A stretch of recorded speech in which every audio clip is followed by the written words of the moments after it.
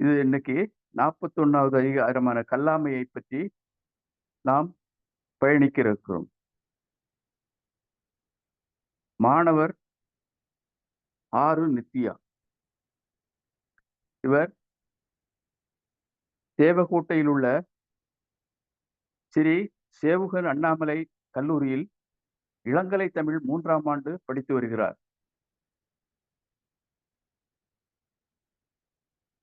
அம்மா, உங்க அப்பா அம்மா பேரை சொல்லுங்க கொஞ்சம். ஆறு நித்யா.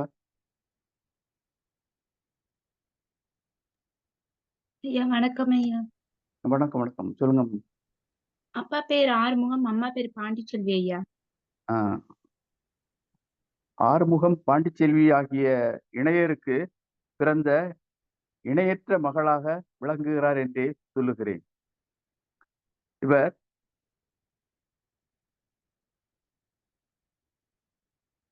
தமிழ் படித்து வருகின்ற மாணவர் அப்படிங்கிறது கூடுதல் சிறப்பாக நமக்கு தோன்றுகிறது. அடுத்து உரையாளர் நல்லாசிரியர் லதா மகேஸ்வரி என்பவர் எம்ஏ எம்பில் ஆங்கில பட்டதாரி ஆசிரியர். திண்டுக்கல்லில் உள்ள 5வது தொகுதி காந்திஜி நினைவு நடுநிலைப் பள்ளியில் பணியாற்றி வருகிறார். 36 ஆண்டுகள் இவருடைய பணிக்காலம் 36 ஆண்டுகள். மாநில ஆசிரியர் டாக்டர் ராதாகிருஷ்ணன் விருது பெற்றுள்ளார். அடுத்து இவருக்கு கவிதை கட்டுரைகள் எழுதும் ஆற்றல் நிரம்ப உள்ளது. திண்டுக்கல்லில் இயங்கக்கூடிய பல்வேறு இலக்கிய குழுக்களில் இவர் இலக்கிய குழுவில் செயற்குழு உறுப்பினராக இருக்கிறார். பல்வேறு நிகழ்ச்சிகளில் இவர் தொகுப்பாளராகவும் திகழ்ந்திருக்கிறார். தொலைக்காட்சியில் அறிவிப்பாளராகவும் விளங்கி இருக்கிறார். பிறகு யூடியூப் சேனலில் செய்தி அறிவிப்பாளராகவும் இணைந்திருக்கிறார். இப்படி பன்முக ஆழ்மைத்தன்மை உள்ள இவர் இன்னைக்கு நம்மளிடையே கல்லாமை என்ற அதிகாரத்திற்கான உரையை நிகழ்த்த இருக்கிறார். இந்த 2 ஆளுமைகளையும் தமிழ்நாடு கலை இலக்கிய பெருமன்றம் நெஞ்சார வரவேற்று வணங்கி மகிழ்கிறது. முதல்ல மாணவி ஆறு நித்யா என்பவரை கல்லாமை என்ற அதிகாரத்தை முற்றோதல் செய்ய வருமாறு அன்புடன் அழைக்கிறேன். நித்யா அவர்களே வருக, முற்றோதல் தருக.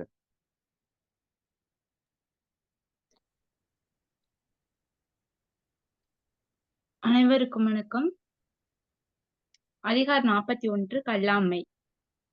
அரங்கின்றி வட்டாடியற்றே நிரம்பிய நூலின்றி கோட்டிக்கொள்ளல். கல்லாதான் சொல் காமுறுதன் முளை இரண்டும் இல்லாதால் பின் காமுற்றற்று. கல்லா தவறும் நனிநல்லார் கற்றார்முன் சொல்லாதிருக்க பெறின். கல்லாதான் ஒட்பங்கழிய நன்றாயினும் கொள்ளார் அறிவுடையார். கல்லா ஒருவன் தகைமை தழைப்பெய்து சொல்லாடச் சோர்வுபடும். உளரென்னும் மாத்திரையரல்லார் பயவா களரணியர் கல்லாதவர். நுண்மான் நுழைப்புல மில்லான் எழினலம் மண்மான் புனைப்பாவையற்று. நல்லார் கண்பட்ட வறுமையின் இன்னாதே கல்லார் கண்பட்ட மேற்பிறந்தவராயினும் கல்லாதார் கீழ்பிறந்தும் கற்றாரனைத்திலர் பாடு. விலங்கோடு மக்கள் அணையர் இலங்குநூல் கற்றாரோடு அணையவர்.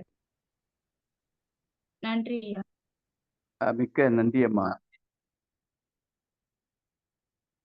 ரொம்ப அருமையாக சொன்னீங்க.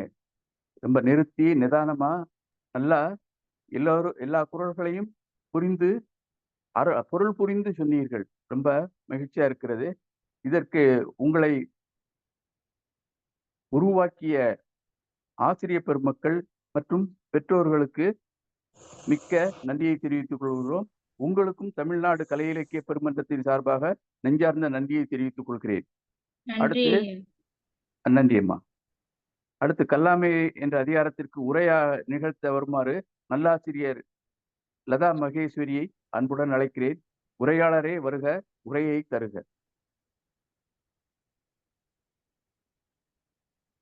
வணக்கம் ஐயா. வணக்கம்மா. வணக்கம்மா.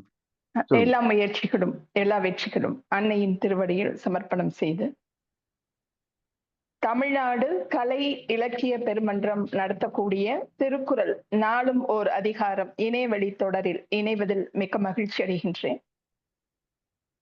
இந்த நிகழ்வில் வீற்றிருக்கக்கூடிய அனைத்து தமிழ் ஆளுமைகளையும் ஒருத்தர் சொல்றதுக்கு இல்ல, நான் ஏற்கனவே இந்த நாளும் ஒரு கதை சொல்லல் நிகழ்வுல உங்கள் அனைவரோடும் பயணித்திருக்கிறேன்கிறதை இந்த தருணத்தில் பெருமையோடு தெரிவித்துக் கொண்டு இந்த அவையில் இருக்கக்கூடிய அனைத்து சான்றோர் பெருமக்களையும் வணங்கி இன்றைய அதிகாரமாக கல்லாமை அதிகாரம் குறித்து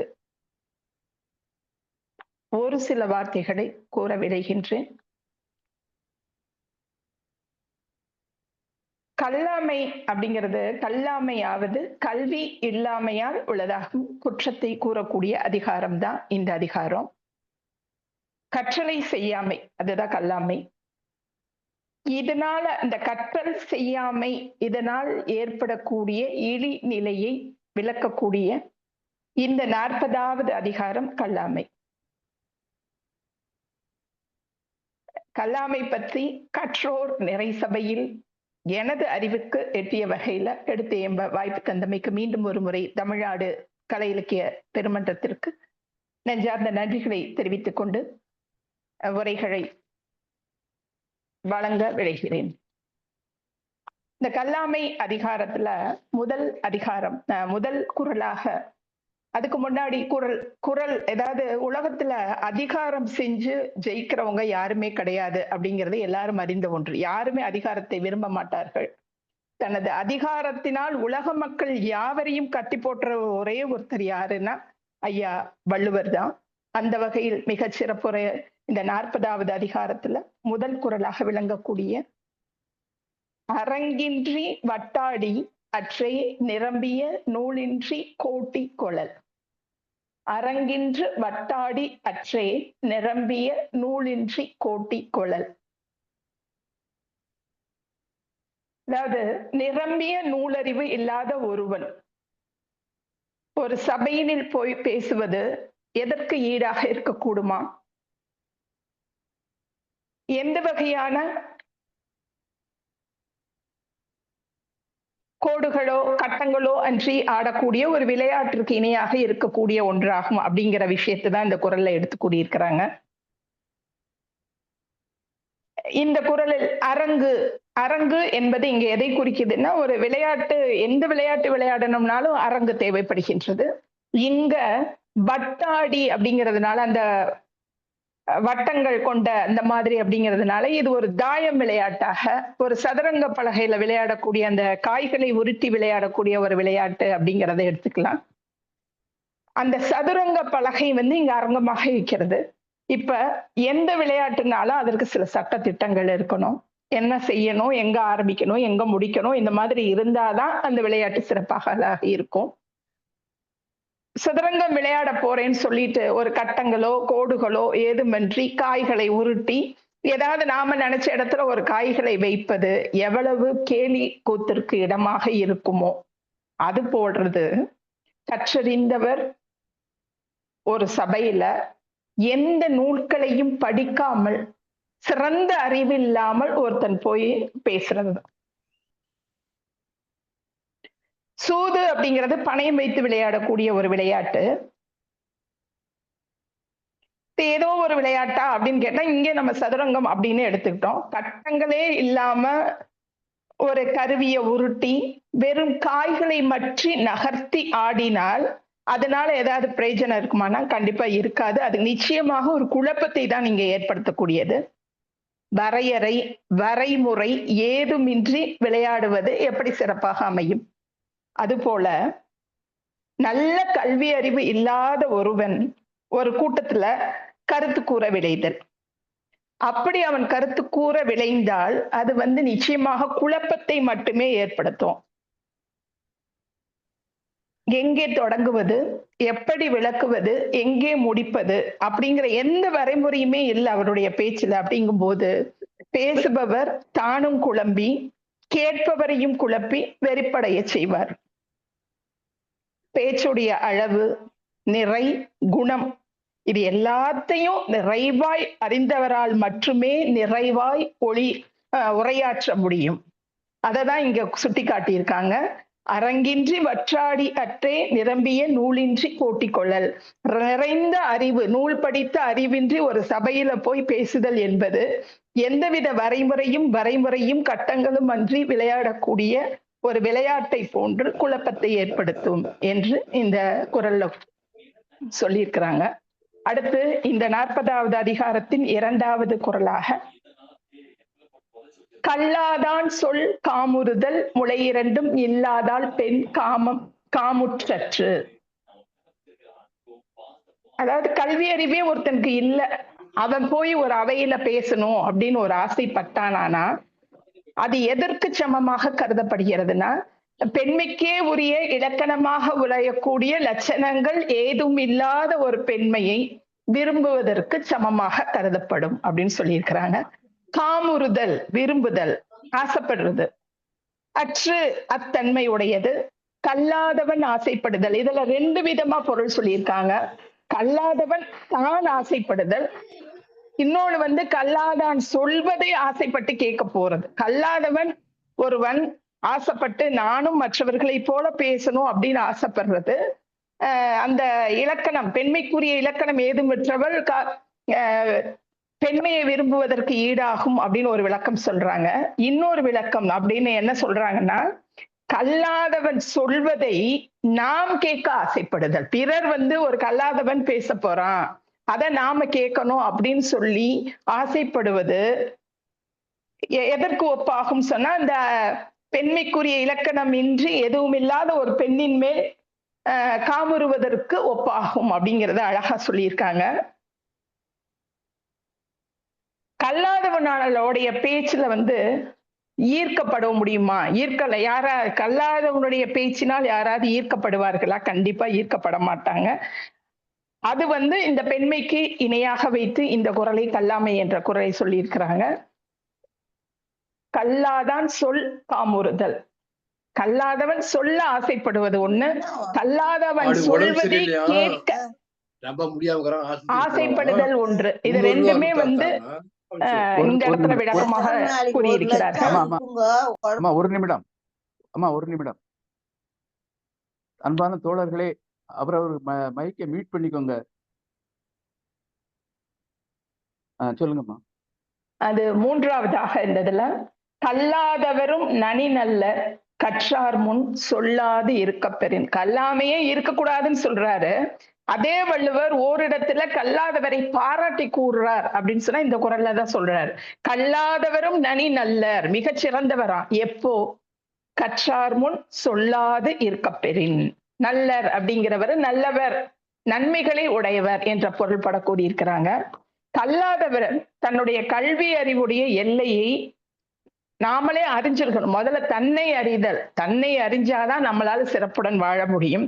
அந்த அளவுல நாம் யார், நமக்கு என்ன தகுதி இருக்கிறது, நமது தரம் என்ன அப்படின்னு சொல்லி கல்வி அறிவோடைய எல்லையை அறிந்து ஒருத்தன் இருக்கணும். அப்படி இருந்தோம்னா நிச்சயமா நாம கற்றவர் முன் பேசவே மாட்டோம், பயப்படுவோம்.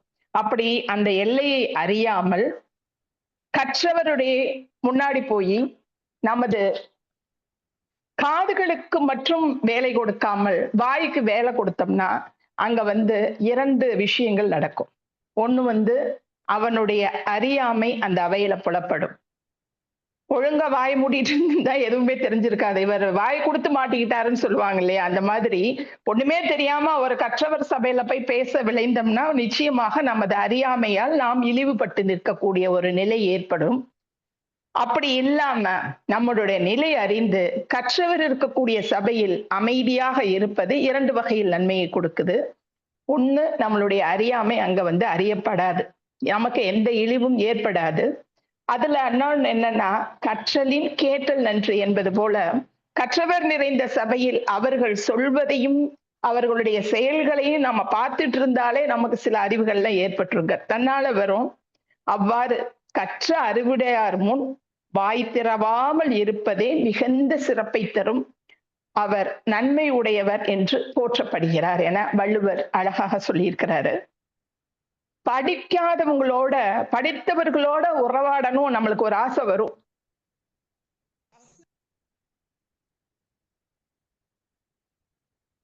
மைக் மீட் ஆயிட்டு. பெருக்க வேண்டும். கற்றவர் முன் பேசாது அடங்கி இருப்பரேல் கல்லாதவரும் மிகவும் நல்லவர் ஆவார். அவ்வாறு கற்றாரோடு சொல்லாட வேண்டும் அப்படின்னு நம்ம நினைச்சோம்னா கல்வி பெருக அப்படின்ற மறைமுகமாக அந்த கல்வியை இங்கே திருவள்ளுவர் கூறியிருக்கிறாரு. அதுதான் கல்லாதவரும் நனிநல்லர் கற்றார் முன் சொல்லாது இருக்க பெறின். அடுத்து 4வது குறள். கல்லாதான் ஒட்பம் கழிய நன்று ஆயினும் கொள்ளார் அறிவுடையார். இங்க ஒட்பம் அப்படிங்கிறது நுண்ணறிவு, அறிவு, சாமர்த்தியம் இதையெல்லாம் குறிக்குது. கழிய அப்படிங்கிறது மிகவும். கல்லாதான் ஒட்பம் கழிய நன்றாயினும், ரொம்ப நன்றாக இருந்தாலும் கூட அதனை அறிவுடையார் ஏற்றுக்கொள்ள மாட்டார். கல்லாதவனுடைய இயற்கை அறிவு சில சமயங்கள்ல சிறந்ததாக தோன்றினாலும் கூட அத ஒரு முழுமை பெற்ற அறிவாக இங்க அறிவுடையார் ஏற்றுக்கொள்ள மாட்டார்கள் அப்படிங்கிறதா. நாமளே இருப்போம், சில சமயங்களை ஏதாவது ஒரு விஷயம் செய்வோம், நம்மளே அறியாம அது சிறப்பா வந்துடும். அப்படி சிறப்பா யாராவது எப்படி செஞ்ச நல்ல சிறப்பா இருக்கேன்னு சொன்னா என்னமோ செஞ்சே வந்துருச்சு அப்படிங்கிறாப்புல ஒரு அறிவு தான் இந்த கல்லாதவருடைய ஒட்பம். இத நாங்க ஒரு முழுமை பெற்ற அறிவாக அந்த கற்றவர்கள் ஏற்றுக்கொள்ள மாட்டார்கள். இது ஒரு அரைகுறை அறிவினால வெளிப்பட்டதாக தான் அவங்க நிச்சயமாக கருதுவாங்க.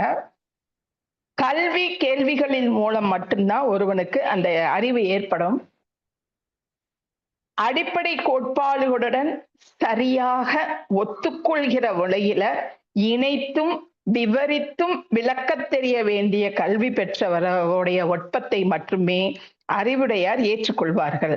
அவ்வாறு அவர்களால ஒரு இணைத்தோ சிறப்பித்தோ சொல்ல முடியலைன்னா அவங்களை கற்றவர்களாக, அவர்களுடைய செயல்களை சிறந்ததாக கற்றவர்கள் ஏற்றுக்கொள்ள மாட்டார்கள். இப்ப நம்ம கேட்போம், கல்லாவிட்டாலும் வாழ்வியல் அனுபவங்களோடு நுண்ணறிவு கொண்ட பலர் உலகில இருக்கிறாங்க அப்படின்னா கூட ஒரு அழகா சொல்றாரு, இயற்கை அறிவு இயற்கையாவே இருக்கக்கூடியது. இந்த அறிவு வருந்தி பெறக்கூடிய செயற்கை அறிவுடன் கூடும் பொழுதுதான் அந்த அறிவு சிறந்த அறிவாக செயல்படக்கூடும்.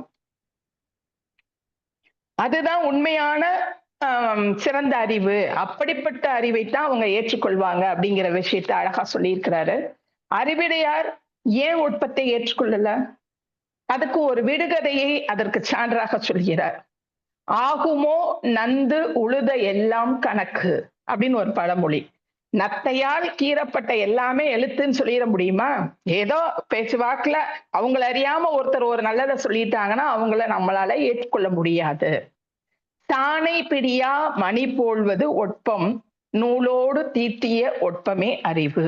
நல்ல பல நூல்களை கற்று அதனால் கற்றவர் சொல்லக்கூடிய அந்த அறிவை மட்டுமே நாங்க ஏற்றுக்கொள்வோம் அப்படின்னு சொல்றாங்க. சில பேர் இருக்கிறாங்க, கல்வியறிவு இல்லாத போதும் வாழ்வியல் அனுபவங்களை கொண்டு நுண்ணறிவு பெற்று படிக்காத மேதையாக விளங்குகிறார்கள். அவங்கள விதிவிலக்காக வைப்போம். இங்க வள்ளுவர் சொன்னாப்படி கல்லாதான் ஒட்பம் கலிய நன்றாயினும் கொள்ளார் அறிவுடையார். எவ்வளவு நல்லா இருந்தாலும் கற்கலைனா அந்த அறிவை அறிவுடையார் ஏற்றுக்கொள்ள மாட்டார்கள் என்பது இந்த குறளின் கருத்தாகும். அடுத்து 5வது குறள். கல்லா ஒருவன் தகைமை தலைப்பெய்து சொல்லாட சோர்வுபடும். கல்லா ஒருவன் தகைமை தலைப்பெய்து சொல்லாட சோர்வுபடும். தகைமை அப்படிங்கிறது மதிப்பு, சொல்லாட அப்படிங்கிறது உரையாட அப்படிங்கிறத சொல்லலாம். இந்த இடத்துல கற்றவன் என்பவன் எல்லாம் படித்தவன் எல்லாம் கற்றவன் என்று சொல்வதற்கல்ல, கற்று வல்ல சான்றோரை அப்படிங்கிறத எடுத்துக்கலாம். தலைப்பெய்தல் அப்படின்னா அவர்களை அணுகுதல். கல்லா ஒருவன் தகைமை தலைப்பெய்து சொல்லாட உறுதியாக கெடும். அப்படி போனானா நிச்சயமா அது கெட்டு போகும் அப்படிங்கிறத இந்த குறளோட பொருள். மிக உயர்ந்தவனாக தன்னை கருதி கொள்கின்ற ஒருவன் இருக்கிறான் அப்படின்னா அவனுடைய மனப்பான்மை ஒரு கற்றறிந்த அவையில் சென்று அவர்களோடு உரையாடும் பொழுது தன்னால் அது சூரியனை கண்ட பனி போல மறைந்து போகும் அப்படின்னு சொல்றாங்க. தகைமை அப்படிங்கிறது அறிவாளி அப்படின்னு நம்ம எண்ணிக்கொள்வதன் மூலம் மட்டுமா அல்லது செல்வம் பெற்றவர் என்பதாலா? இப்ப தகைமை அப்படிங்கிறது சிறப்பு பெறுதல், மதிப்புடையவர். இந்த மதிப்பு கற்றதனால் பெற்ற மதிப்பை மற்றும் குறிக்கிறதா அல்லது ஒருத்தர் செல்வம் பெற்றிருந்தா கூட மதிப்புடையவராகத்தான் நம்ம சொல்றோம், அந்த மதிப்பை குறிக்குதா அப்படின்னு கேட்டா, தகைமை அப்படிங்கிற சொல்லுக்கு தகுதி, பெருமை, அழகு, மதிப்பு எல்லாம் பல பொருட்கள் இருந்தாலும் கூட இவற்றில் பெருமை, மதிப்பு என்ற பொருள் கொள்வதுதான் இங்க இந்த இடத்துல சிறப்பாக இருக்குது.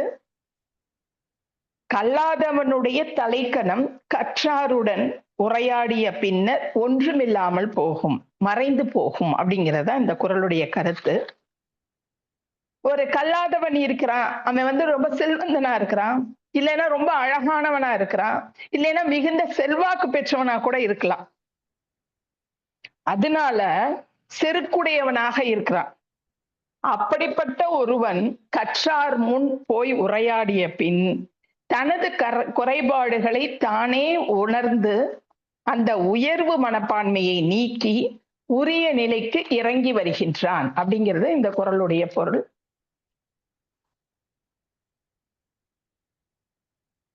இன்னொரு விஷயம் என்னன்னா, இப்ப கற்றார் ஒருத்தனை சிறப்பானவன், மதிப்பானவன்கிறது எதை வச்சு மதிப்பு போடுறாங்க?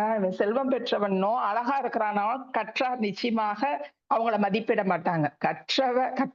கற்றாரை காமுறுவர் என்பது மாதிரி ஒரு கற்றவர் மற்றவரை அவர் கற்ற கல்வியை வைத்தே தான் மதிப்பிடுவாங்க. அதனால இங்க செல்வத்திற்கோ அவருடைய நிலைக்கோ எந்த பிரயோஜனமும் இல்லை அப்படிங்கிறத அழகா சொல்றாங்க.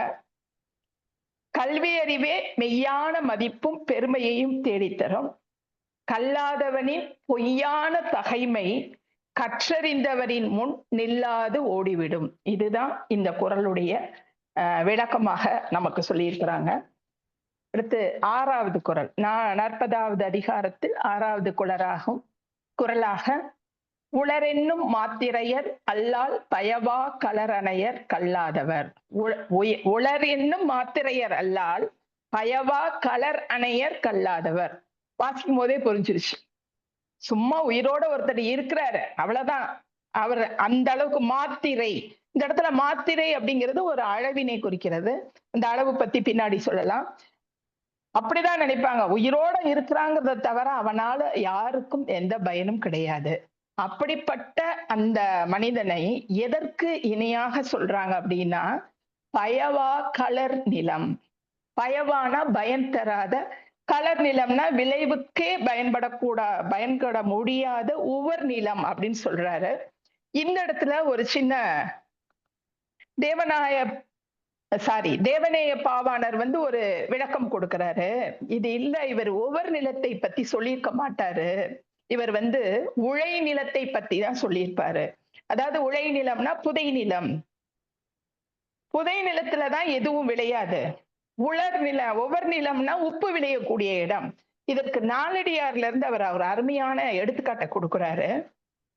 கலர் நிலத்து பிறந்த ஒப்பினை சான்றோர் விளைநிலத்து நெல்லின் விளிமிதாக கொள்வர். இந்த கலர் நிலத்துல வரக்கூடிய உப்பு விளைநிலத்தில் விளைந்த நெல்லை விட சிறந்ததாக சான்றார் கொள்வார்கள். அப்படிங்கும் போது இந்த இடத்துல ஒவ்வொரு நிலம்னு கண்டிப்பா அவரை வள்ளுவன் சொல்லியிருக்க மாட்டாரு, உழை நிலம்னு சொல்லியிருப்பாரு அப்படின்னு இதுக்கு ஒரு விளக்கமும் கொடுக்கிறார். மனிதன் அப்படின்னு பிறந்தவங்க கண்டிப்பாக ஏதாச்சும் ஒரு வகையில பிறருக்கு பயனுடையதாக இருக்கணும். அப்படி பயனுள்ளதாக அவன் படித்திருந்தால் மட்டுமே அவன் பிறருக்கு பயனுள்ளதாக இருக்க முடியும். கல்வி பெறாத ஒருத்தனால உலகத்திற்கு எந்தவித பங்களிப்பும் கண்டிப்பாக செய்ய முடியாதுன்னு அழிச்சு சொல்றாங்க. இந்த இடத்துல மாத்திரை அப்படின்னு சொல்லி ஒரு வார்த்தை வந்திருந்தது. கண்ணிமிக்கும் நொடியென அவ்வே மாத்திரை. கண்ணிமிக்கும் நொடி, இந்த கை சொடுக்கக்கூடிய நேரம், இதுக்கு மாத்திரைன்னு ஒரு அளவு கொடுக்குறாங்க. இத அரைமா, ஒரு மா, ஒரு மாவரை, இருமா, மும்மா, நான்மா, மாகாணி, அப்படின்னு சொல்லி ஏகப்பட்ட இதெல்லாம் எண்ணு பெயர்கள் சொல்லி நமக்கு விலக கொடுத்திருக்கிறாங்க. இதன் மூலமாக வள்ளுவர் எதை சொல்ல வருகிறார் அப்படின்னு சொன்னா, இப்ப இந்த கல்லாத ஒருவன் விளையாத நிலத்துல எதை போட்டாலும் விளையாது. விளையாதுங்கிறது 2வது பட்சம். அது விளையாது தனக்கு அதையும் இல்லாம அதுல போற்ற விதையும் பயனில்லாமத்தான் போகும். அப்படி ஒரு நிலத்திற்கு ஒப்பானவர் தான் இந்த கல்வி அறிவு இல்லாத மானிடர் அப்படிங்கிறத உளரென்னும் மாத்திரையர் அல்லால் பயவா கலர் அணையர் கல்லாதவர்னு மிக அழகாக கல்லாதவரை ஒரு விளையாத நிலத்திற்கு ஒப்பாக சிறப்பாக கூறி சென்றிருக்கிறார்கள். அடுத்து 407 7வது குறள், கல்லாமையில 7வது குறளாக, நுண்மான் நுழைபுலம் இல்லான் எழில் நலம் மண்மான் புனைப்பாவை அற்று. நுண்மான் நுழைபுலம் இல்லான் எழில் நலம் மண்மான் புனைப்பாவை அற்று. நுட்பமானதொரு அறிவை மாட்சியை உடையதை ஆராய வல்லதான அறிவை ஒருத்தன் எல்லாத்துக்கும் இருக்கணும். அந்த மாதிரி அறிவு இல்லாதவனுடைய அழகு எதற்கோ அவன் பெரிய அழகா இருக்கட்டும், செல்வந்தனா இருக்கட்டும், ஒரு நல்ல ஒரு உயர் நிலையில இருந்தாலும் கூட அவன் எதற்கு ஒப்பாக கருதுவார்கள் அப்படின்னு கேட்டா, மண்ணால் செய்யப்பட்ட ஒரு மண் பாவைக்கு இணையாக தான் அவனை வைக்க முடியும். அந்த மண் பாவையை பார்த்து ரசிக்கலாம், மகிழ்ச்சி வரலாம். ஆனால் அதனால் நமக்கு எது பிரயோஜனம் இருக்கானா? கிடையாது. அதே மாதிரிதான் நுட்பமானதாய் மாட்சியுடையதாய் ஆராய வல்லதான அறிவுடைய நூல்களை சென்று கல்லாதவனுடைய அறிவு இந்த மாதிரி மண்ணினால் செய்யப்பட்ட ஒரு மண் பொம்மைக்குத்தான் ஈடாக முடியுமே தவிர அதனால வேற ஒரு பயனும் கிடையாது. அவனுடைய அழகு என்பது அங்கு இல்லாமல் போய்விடும் அப்படின்னு சொல்றாங்க. புனை அப்படின்னா அலங்காரம், பாவைனா பதுமை. அறிவுக்கு மாட்சியுமே ஆவது ஒரு பொருளை விரைந்து உணர்தலும். விரைந்து உணரணும், அதுக்கு சொல்றாரு நிற்க அதற்கு தக அப்படின்னு சொன்னாப்புல ஒரு பொருளை விரைந்து உணர்தல், உணர்ந்த பின் அவற்றை மறவாமையாக இருத்தல், இதுதான் மாட்சிமை பொருந்து நுட்பமான சிறந்த நூல்களை படிப்பதால் கிடைக்கக்கூடிய ஒரு வல்லமை. அப்படிப்பட்டவனைத்தான் நாம அழகுன்னு சொல்றோம். இல்ல அவன் அப்படி இல்லை அப்படின்னு சொன்னா அவன் மண்ணினால் செய்யப்பட்ட ஒரு சாதாரண பொம்மை, களிமண்ணுக்கு சமமாவான். ஒரு மனிதனுக்கு அழகு அப்படிங்கிறது இங்க ஆடையோனாலேயோ அலங்காரங்களாலேயோ கிடையாது. மாந்தருக்கு கல்வி அப்படிங்கிற ஒண்ணுதான் உள்ளொளியோடு கூடிய ஒரு தோற்ற பொழிவை தரக்கூடியது. நுண்ணியதாயும் மாட்சிமை பொருந்தியதாகவும் உள்ள நூல்களை கூர்ந்து நோக்கும் அறிவு நலம் இல்லாதவன் மண்ணிலால் செய்யப்பட்ட பொம்மைக்கு சமம். நுண்மான் நுழைபுலம் இல்லான் எழில் நலம் மண்மான் புனைப்பாவை அற்று என்று விளக்கமாக வள்ளுவர் அவர்கள் கூறியிருக்கிறார்கள். அடுத்து 8வதாக, நல்லார்கண் பட்ட வறுமையின் இன்னாதே கல்லார்கண் பட்ட திரு. நல்லார்கண் பட்ட வறுமையின் இன்னாதே கல்லார்கண் பட்ட திரு. இந்த இடத்துல நல்லார் அப்படிங்கிறவர் யாருன்னு சொன்னா கல்வி கற்றவர். கல்வி கற்றவரே நல்லார் அப்படின்னு சொல்றாங்க. கண் பட்டன நின்ற, திரு செல்வம். நல்லார் கண் பட்ட வறுமையின் இன்னாதே கல்லார் கண் பட்ட திரு. இதுல நல்லாருடைய வறுமையையும், அதாவது கல்வி கற்ற ஒருவனுடைய வறுமையையும் கல்லாதார் பெற்ற செல்வத்தையும் ஒப்பிட்டு சொல்லக்கூடியது இந்த குறள். இப்ப ஒரு கல்வி கற்றவன், அதாவது நல்லார் வறுமையுற்றிருந்தால் கூட அந்த நிலையிலும் கூட செம்மையோடு வாழ தெரிந்தவர். அதனால அந்த வாழ்க்கையை ஒரு ஆக்க வழியில செலுத்தக்கூடியவன். இது எப்படிப்பட்டது அப்படின்னா, ஒரு ஊருணியில நீர் நிறைந்திருந்தா அது பலருக்கும் எப்படி நன்மை அளிக்குமோ அதுபோல அவனே வறுமை பிணியால் வாடினால் கல்வி செல்வத்தின் பயன் கொண்டு வறுமையையும் செம்மையாக்கக்கூடிய அறிவை உடையவன் அவன். அவன் நற்குணங்களை சிறிதும் இழக்காமல் ஒளியிடம் விளங்குவான். அதற்கு மாறாக கல்லாதவ ஒருவனிடம் செல்வம் கிடைத்தால் அவன் அந்த செல்வத்தை பயனில்லாததை ஆக்குறதோட ஒரு அழிவு சக்தியாகவும் மாற்றி வருகிறான். நல்லார் வறுமையுற்றால் தாமே வருந்துவார். ஆனால் கல்லாருடைய செல்வம் அவருக்கும் வருத்தத்தை கொடுத்து பிறருக்கும் வருத்தத்தை கொடுக்குது. அதனால நல்லார் வறுமையினும் கல்லார் செல்வம் தீயது. இவருக்குன்னா இவர் மட்டும் அனுபவிப்பாரு, அதையும் சரியான முறையில பார்த்துக்குவாரு. ஆனா அந்த கல்லாதவனுடைய கிடைத்த செல்வம் அவனை சுற்றி உள்ள அத்தனை பேர்த்துக்கும் ஒரு தீமையை விளைவிக்க கூடியது. அப்ப அப்படிப்பட்ட ஒரு தீமையானது கல்லாதவனின் செல்வம் கற்ற நல்லவரிடம் உள்ள வறுமையை விட கேடானது.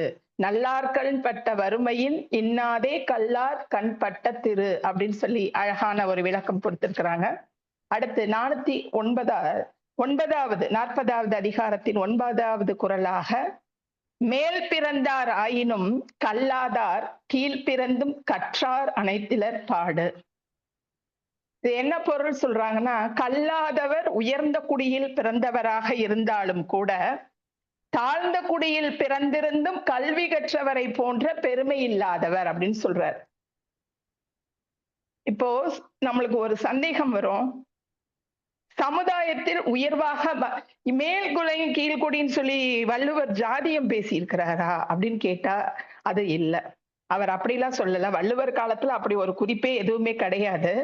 சமுதாயத்துல யாரு உயர்வாக கருதப்படுகிறார்களோ அவர்கள் மேல் பிறந்தோர், யாரு தாழ்வாக மதிக்கப்படுவாரோ அவங்க கீழ் பிறந்தவர். சரி, அப்ப யார் உயர்வாக மதிக்கப்படுவார் அப்படின்னு கேட்டா அதுக்கு அவரே விளக்கம் சொல்லியிருக்காரு. கற்ற ஒருவன் மேன்மை உடையவர், கல்லாதவர் கீழ்மை உடையவன் அப்படின்னு சொல்லிட்டாங்க. மேலும் இந்த உயர்வு தாழ்வு அப்படிங்கிறது எல்லா காலத்திலையும் ஒரே போன்றதாக இருக்குமா? இன்னைக்கு நீ உயர்ந்தா நாளைக்கு நானு அப்படின்னு சொல்லி அந்த மாற்றங்கள் நடந்து கொண்டே இருக்கக்கூடியது உலகத்துல. வள்ளுவன் பிறப்புக்கும் எல்லா உயிருக்கும்னு சொன்னவர். அப்போ இங்க அவர் ஜாதியம் பேசல, இததான் சொல்லியிருக்காரு, உயர்ந்தோர் தாழ்ந்தோர் அப்படின்னு சொல்லி. செல்வ நிலைமையை வைத்தோ அல்லது அவர்கள் செய்கின்ற தொழில் நிலைமை வைத்தோ அல்லது அவர்களுக்கு இருக்கக்கூடிய அதிகாரத்தை வைத்தோ சமூக தகுதி நிலைகளாக இவற்றை வைத்து ஒருவரை கணிக்கின்ற முக்கிய பங்காக இந்த மேலோர் கீழோர் இருக்குது. இந்த கல்வி பெற்றமையை கொண்டு மேல் பிறந்தார் கீழாகவும் கீழ் பிறந்தார் மேலாகவும் மாறுகிறார்கள். ஒருத்தன் மேல்குடியில பிறந்தாலும் கல்வி கற்றுக்கலைன்னா அவன் கீழ் பிறவியில பிறந்ததாக கருதப்படுவான். இங்க இருக்கிறவன் கல்வி கற்றால் கண்டிப்பா அவனுடைய மதிப்பும் தரமும் மேலே உயரும் என்பதை தான் மிக அழகாக சொல்லியிருக்கிறார். அவ்வை சொன்னாங்க இல்லையா, இட்டார் பெரியோர் இடாதார் இழிகுலத்தோர். அது மாதிரி இவர் என்ன சொல்றாரு, கல்வியை கொண்டு மக்களை மேல் கீழ் அப்படின்னு சொல்லி வரையறுத்திருக்கிறார் வள்ளுவர். கல்லாதார் மேற்குலத்தில் பிறந்தவராயினும் தாழ்குடியில் பிறந்த கற்றாரது பெருமை அளவு அந்த அளவுக்கு பெருமை கொண்டவர் அல்லர் என்பது இதோட கருத்து. அதாவது கல்வி கற்றிருக்கணும், எவன் கல்வி கற்றிருக்கிறானோ அவன் தான் மேன்மை உற்றவன் அப்படிங்கிறத மிகச் சிறப்பாக எடுத்திருக்கிறார். இந்த இடத்துல வாழ்வென்றும் தாழ்வென்றும் வளமென்றும் குறைவென்றும் சக்கரம் சுழல்கின்றது, அதில் தான் சரித்திரம் நிகழ்கின்றதுங்கிறாப்புல இந்த கற்றதை வைத்து ஒருவருடைய மேல் தரத்தையும் கீழ்த்தரத்தையும் நாம் பார்க்க முடியும் அப்படிங்கிறத தான் இந்த இடத்துல அழகாக மேல் பிறந்தார் ஆயினும் கல்லாதார் கீழ் பிறந்தும் கற்றார் அனைத்திலர் பாடு அப்படிங்கக்கூடியத சொல்லியிருக்கிறாரு. அடுத்து, விலங்கொடு மக்கள் அணையர் இளங்கு நூல் கற்றாரோடு ஏனையவர். அணையவர் அப்படின்னா ஒத்தவர், வேற்றுமை வேறுபடுத்தியவர். இதுல என்ன சொல்லிருக்கிறார் அப்படின்னா, விலங்கிற்கும் ஒரு மக்களுக்கும் எவ்வளவு வேற்றுமை இருக்கிறதோ அவ்வளவு வேற்றுமை கற்றவருக்கும் கல்லாதவருக்கும் இருக்கிறது. ஒரு விலங்கு எடுத்திருக்கிறோம், மக்கள் எடுத்திருக்கிறோம், இவங்க ரெண்டு பேத்துக்கு ஏதாவது ஒற்றுமை சொல்ல முடியுமா? வேற்றுமை இதுல ரெண்டு பேத்துக்கு எவ்வளவு வேற்றுமை இருக்கிறதோ அந்த அளவு கற்றவரோடு கல்லாதவருடைய வேற்றுமை இருக்கிறது. இந்த இடத்துல அவர் ஒரு பக்கத்துல மக்களை உயர்வாக இன்னொரு பக்கத்துல தாழ்வாக காமிச்சிருக்கிறார். ஒரு இடத்துல மக்களை விலங்கோட நம்ம ஒப்பிட முடியுமான்னு கேட்டுட்டு, அப்படி ஒப்பிட்டால் என்ன வேற்றுமையா அதுதான் கல்லாதவருக்கும் கற்றவருக்கும் உள்ள வேறுபாடுன்னு சொல்லி அழகா சொல்லி இருக்கிறாரு. இதுல எதிர் நிரல் நிறை அணி அல்லது மயக்க நிரல் நிறை அணி பயின்றுள்ளதாக கூறியிருக்கிறாங்க இந்த ஆய்வாளர்கள். அதாவது விலங்கோடு கற்றவரையும் மக்களுக்கு ஏனையார் அப்படின்னு சொல்லாம அதனுடைய வரிசையை நமக்கு பார்த்தா விலங்கோடு மக்கள் அணையர், கீழே கற்றாரோடு ஏனையவர், விலங்கு கற்றார் மக்கள் ஏனையவர் அப்படிங்கிறத வரிசை மாற்றி விலங்கோட ஏனையவரையும் கற்றார்தான் மக்கள் அப்படின்னு சொல்லி மாற்றி சொல்லி இருக்கிறதுனால இது மயக்க நிரல் நிறை அணி அப்படின்னு சொல்லி பரிமேல் அழகர் அழகாக எடுத்து சொல்லி இருக்கிறார். பிறந்தும் கல்வி கொள்ளார் விலங்குகளுக்கு ஒப்பாவார். அதுதான், பிறந்தும் கல்வி கொள்ளார் விலங்குகளுக்கு ஒப்பாவார். கல்வி கற்றவர் மக்கள் என்ற மதிப்பை பெறுகிறார்கள். இந்த கல்வி மனிதனையும் விலங்கையும் எது வேறுபடுத்துகிறது அப்படின்னு சொல்லி கேட்டாங்கன்னா கல்வி ஒன்று, 6ஆம் அறிவு தான். அந்த 6ஆம் அறிவை முறையாக எது நெறிப்படுத்தி காட்டுகிறது அப்படின்னு கேட்டோம்னா இந்த கல்வி ஒன்றுதான். எனவே நூல்களை கற்றவன் விலங்கு நிலை களைந்து மனிதனாக மாறுகிறான். விலங்குகள் இரையை உண்டு இனத்தை பெருக்கி வெறுமனே வாழ்ந்து மடிகின்றன. அப்ப கற்றவர் மக்களாகவும் ஏனையவர் விலங்கோடும் ஒப்பிடப்படுகின்றார். நம்மை மேம்படுத்திக் கொள்வதற்கு கல்வி தேவை. கல்வி கற்ற சமுதாயமே முன்னேற்றம் காண முடியும். இது யாராலையும் மறுக்க முடியாது. கல்வி இல்லா பெண்கள் கலர் நிலம் அங்கே புல் விளையலாம் நல்ல புதல்வர்கள் விளைவதுண்டோ அப்படின்னு சொல்லி கேட்டாப்ல கல்வியின் சிறப்பை கூறி கல்லாமையை சாடும் இந்த அதிகாரம் கல்லாமை.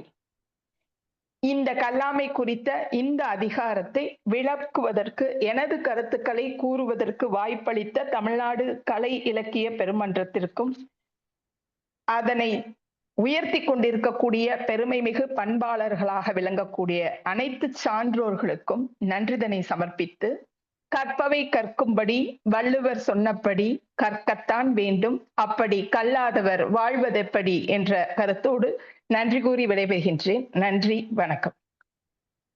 மிக்க நன்றி அம்மா. அருமையானதொரு விளக்குரையாக இருந்தது. உங்களுடைய உடல் மொழியும் குரல் மொழியும் ரொம்ப சிறப்பா இருந்துச்சு.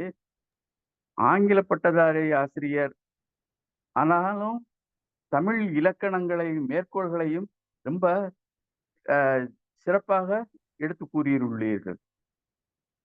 இதுல அதிகாரம்ங்கிறது அவர் திருவள்ளுவர் வச்சிருக்காருன்னா அது ஒரு பிரிவு.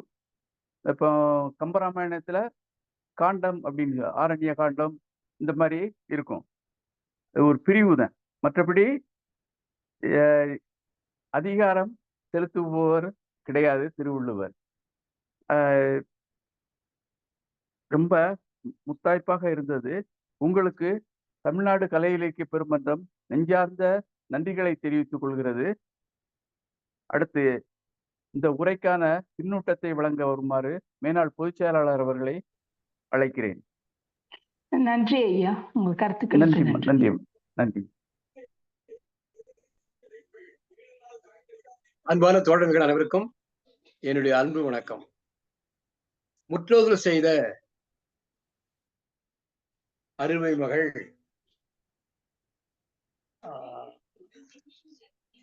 நித்யா, நித்யா, ஆறுமுகம் திருமகள் நித்யா அவர்கள் மிக அழகாக இனிமையாக தெளிவாக முற்றோதல் செய்திருக்கிறார்கள். அவருக்கு என்னுடைய வாழ்த்துக்கள். அடுத்து ஒரு ஆங்கில பட்டதாரி ஆசிரியராக இருக்கக்கூடியவர் அருந்தமிழிலே மிக சிறப்பாக ஒவ்வொரு குறளுக்கும் பல பல மேற்கோள்களை எடுத்துக்காட்டி செறிவான இலக்கண புலமையும் பெற்று மிக அழகாக இந்த கல்லாமை அதிகாரத்தை 41வது அதிகாரம் கல்லாமை அதிகாரத்தை மிக அழகாக சொல்லி இருக்கிறார்கள். தெளிவான உச்சரிப்பு, நல்ல உடல்மொழி, நம்முடைய நெறியாளர் சொன்ன மாதிரி நல்ல உடல்மொழி, நல்ல குரல் வளம், எடுப்பான மொழி நடை எல்லாம் ரொம்ப சிறப்பாக இருந்தது. அவருக்கு என்னுடைய வாழ்த்துக்கள். இந்த குரல் ஒரு 2 குரல் மட்டும் நான் சும்மா விளக்கறதுக்காக சொல்றேன்.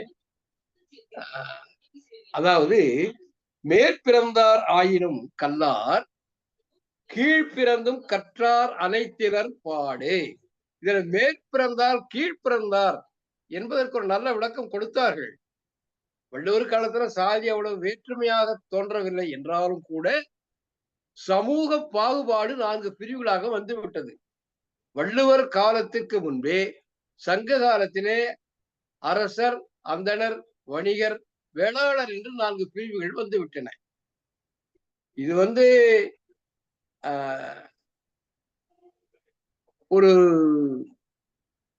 வைதீக பண்பாடு சொல்லக்கூடிய வர்ணாசிரம முறை இல்லை என்றாலும் கூட ஒரு சமூக பிரிவு வேற்றுமை தெரிந்த நாற்பால் என்று ஆரியப்படை கடந்த பாண்டிய நெடுஞ்செழியன் கூறுகிறார்.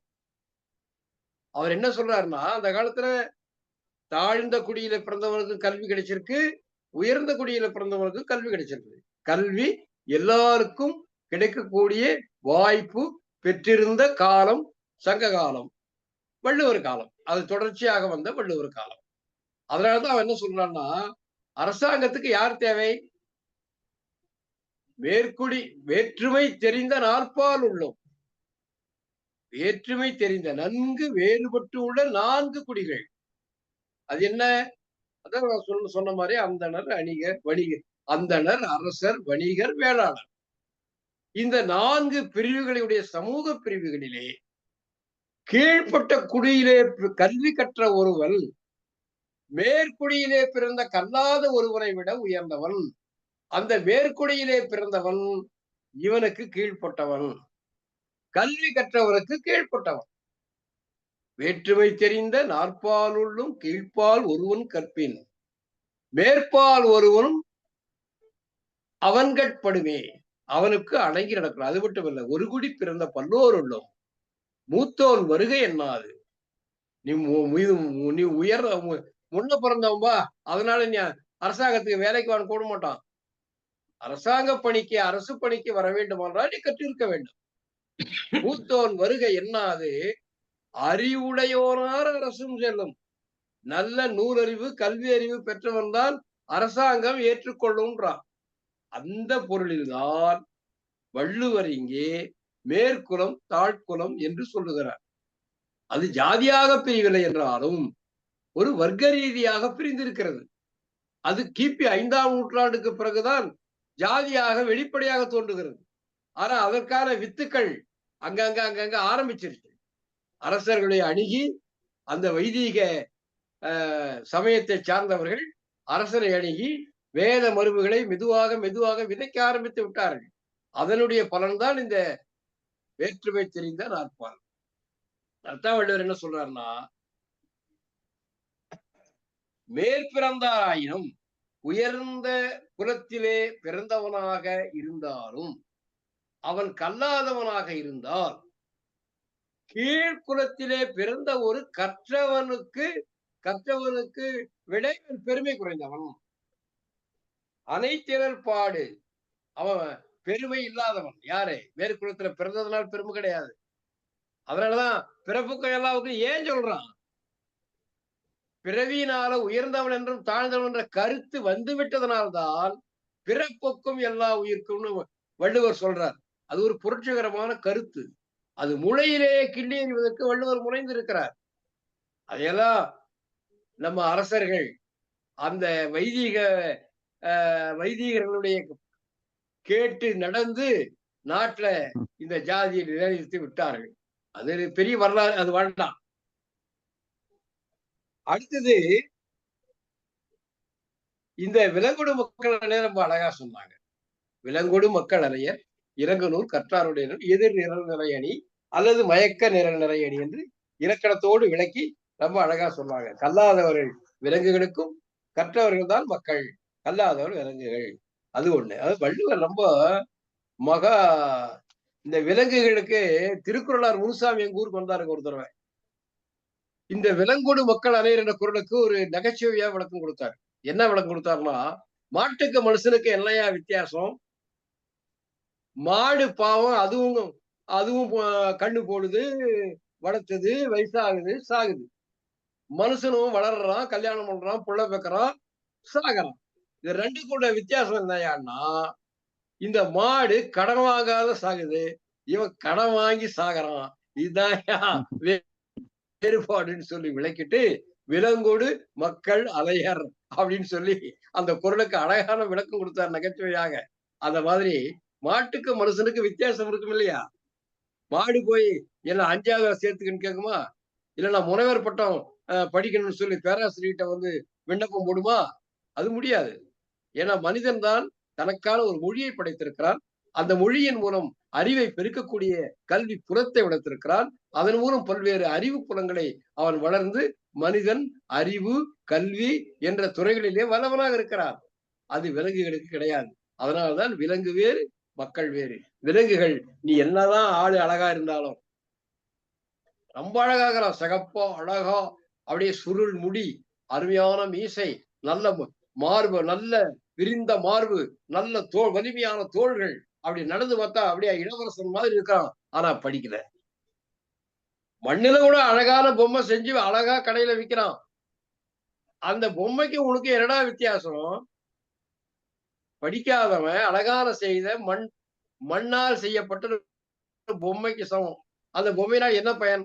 சும்மா வச்சுக்கலாம், வேண்டாம். அதனாலதான் உளரணையர், ஏதோ உயிரோட இருக்கிறான்னு சொல்லலாம். உளரணையர் மாத்திரை எல்லாம் கயவா படரணையர் கல்லாதவர்லாம். கல்லாதவன் மேல அவ்வளவு கோபம் இருக்கு. அதான் பாரதிதாசன் என்ன சொல்றாரு? கல்வி கற்ற பெண்கள், கல்லாத பெண்கள் களர் நிலம் என்ன பயன் விளைப்பார் அப்படின்னு சொல்றாரு. களர் நிலம் என்று பயன் தராத ஒரு மண்ணு, எதுவும் விளையாத ஒரு மண்ணு. அம்மா சொன்னாங்க, நம்ம பாவாடருடைய கருத்துப்படி உப்பு கூட விளையுது, உப்பு விளையாத அந்த குழைந்த நிறம் தான் மோசமான சொன்னாங்க. அருமையான விளக்கம்.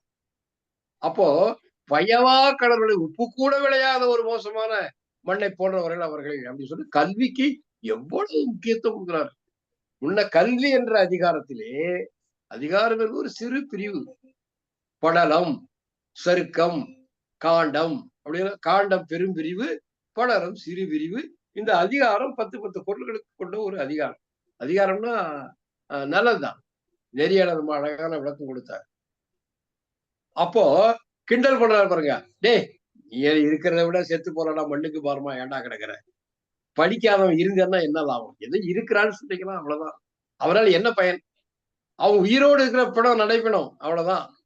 உடலணையர் மாத்திரையா அளவு ஏதோ உயிரோடு இருக்கிறான்னு சொல்லாமே தவிர, கல்லாதவன் பயவா களரணையர் அப்படின்னு ஒரு நடைப்படம் தாண்டா, நீ ஒரு களர் நிலத்துக்கு ஒப்பானவன் அப்படின்றார்.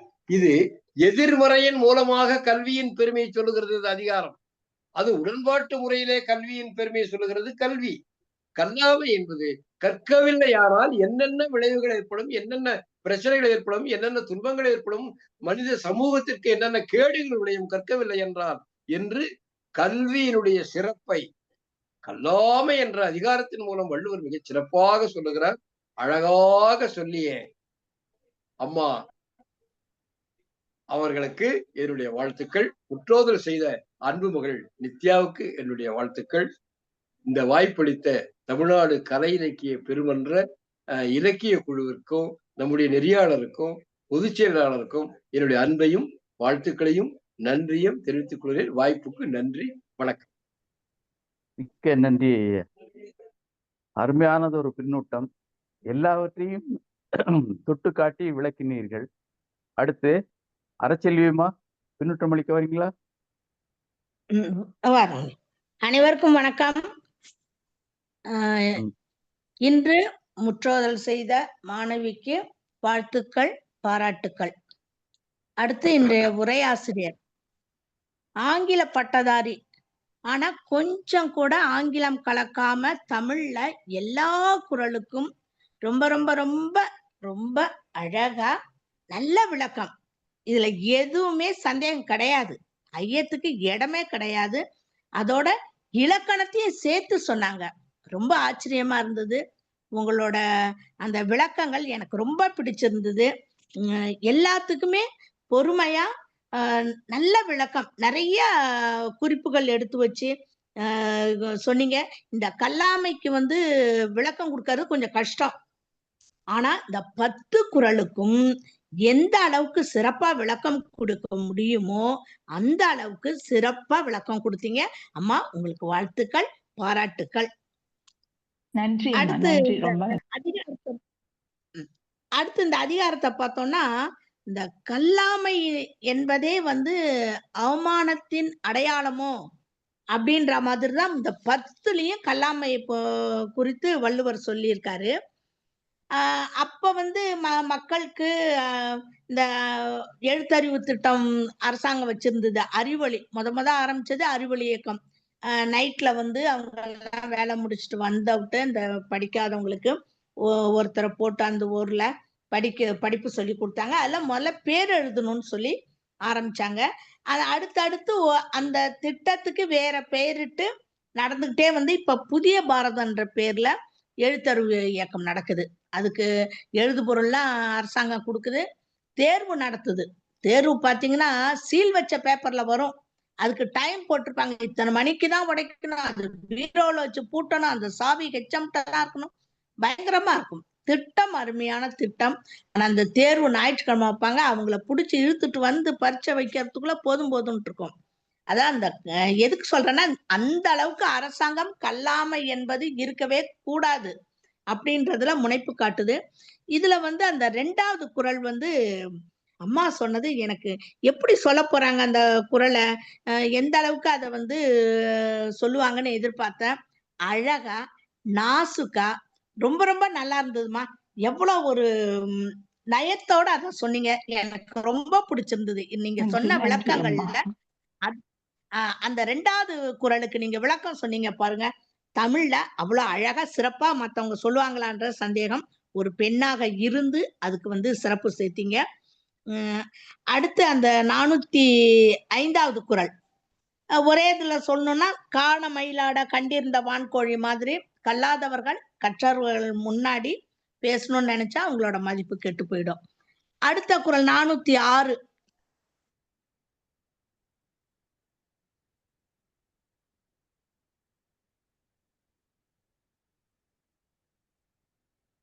முழுவதும் போயிடும். வயிற்று பசி மட்டும்தான் இவங்களுக்கு இருக்கும், தீரும். அதுதான் அவங்களால அந்த குடும்பத்துக்கு பசி மட்டும்தான் போக்குற மாதிரி இருக்கும், வேற எதுவுமே இருக்காது. அததான் கலர் நிலம்னு சொல்லியிருப்பாரு போல இருக்கு. அடுத்து 408வது குறளை பாத்தீங்கன்னா,